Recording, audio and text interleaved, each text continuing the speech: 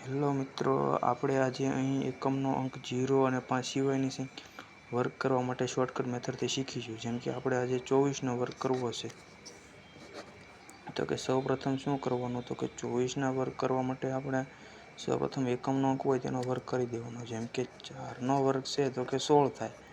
બરોબર મિત્રો, તો કે આપણે અહીં બંને અંક નથી લેવાના, અહીંથી એક જ અંક લેવાનો છે, જેમ કે 6 લેવાના છે. અને આ એક જે છે આગળનો એ આપણે વધી તરીકે લેવાનો છે. ઓકે મિત્રો, હવે શું કરીશું તો કે આ 2 આ 4 ને 6 બધાનો ગુણાકાર કરવાનો. જેમ કે 2 × 4 × 2. બરોબર, તો કે 2 ચોકું 8 થાય ને 8 દૂને 16 થાય, તો કે 16 લખી દેવાના. અને આ એક વધી 16 ને 1 17 થાય. આમાંથી પણ આપણે લેવાનો કયો છે? 7 એક જ લેવાનો છે. હજી જે એક છે એક તમારે વધી તરીકે જ લેવાનો છે. હવે શું કરવાનું છે તો કે 2નો વર્ક કરવાનો છે.